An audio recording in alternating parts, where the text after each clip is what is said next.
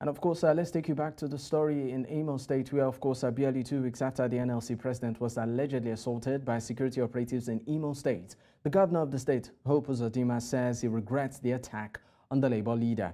And of course, as a, what I call it, ripple effect right now, the Labour has actually declared a nationwide strike with several demands being placed. And of course, to discuss this further, I'm joined by Adeola, Soetan coordinator, Citizenship Civic Awareness Center, who, of course, joins me now to shed more light on this from Nigeria. Thank you so much for your time, Adeola. Yeah, it's my pleasure. Thank you very much. All right. Now, let's, of course, can you just give us, right now, some sort of a description as regards the state of the strike action, particularly in the capital city of Abuja, in terms of the amount of government agencies there that have been picketed and also the demands of the labor? Well, let me first of all say that I am totally support for the strike, which I consider long overdue.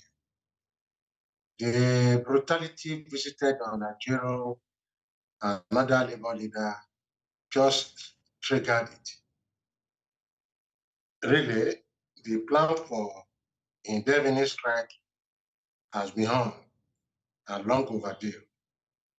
But you see, I think a lesson should be learned now by Ajaero and his leadership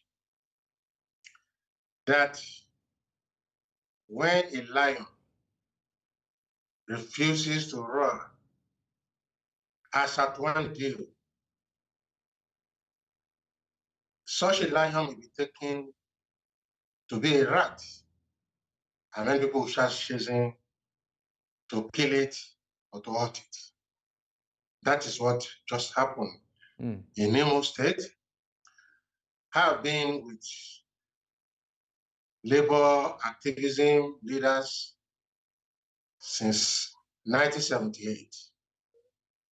I have not seen where labor leader, particularly number one labor leader in Nigeria, was so brutalized, almost killed.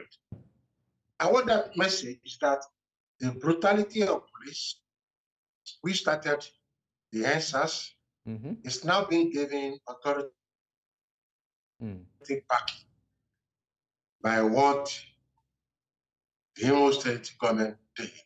And of course, it sends a dangerous signal to labor leaders that any labor leader now who either at the state or at federal who wants to embark on a legitimate strike or intervene on legitimate issue may be killed, may be beaten, may be brutalized, may be kidnapped. And this is where people are getting it wrong. Say that is it because it's not personal. How was a student union president different?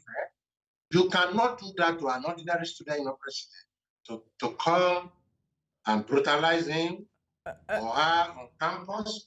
All right, but just as a follow-up to what you're saying right now, there are actually claims of an industrial court injunction preventing the labor from going on any form of protest in that particular state. Hence, what we saw, pan out in the state. Also, I just want to ask your reaction to that. I mean, in terms of an injunction, a court injunction hanging, preventing them from going, on protest in Imo State, and the fallout of what we saw eventually.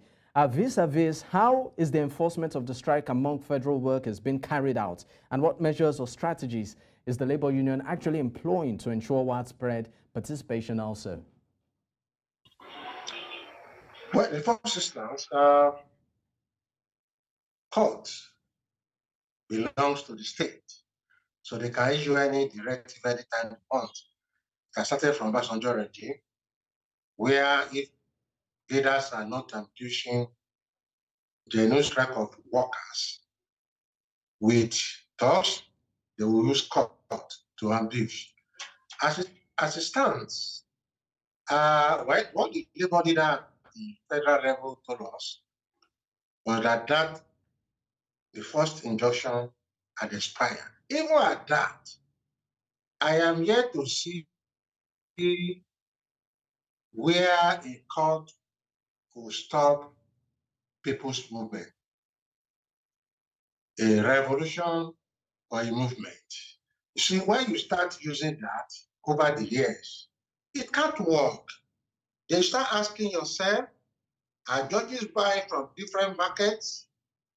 Are judges buying, not paying rent?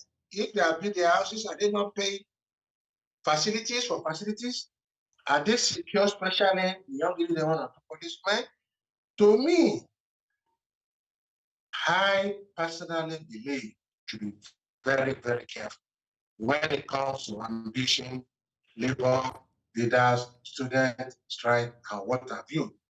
I hope it won't get to a situation where husbands start rushing to court to seek for injunction from against their wife who are being brutalized, who want to leave them.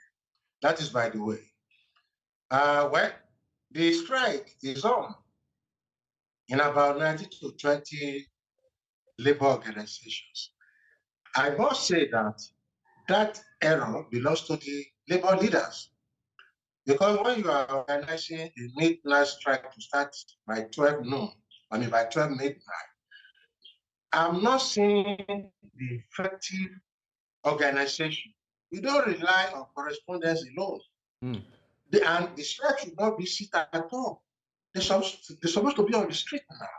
If they're on the street protesting peacefully, that will, of course, make a lot of labor. I was in the bank today, and they saying that, look, it's likely we are going to join the strike tomorrow.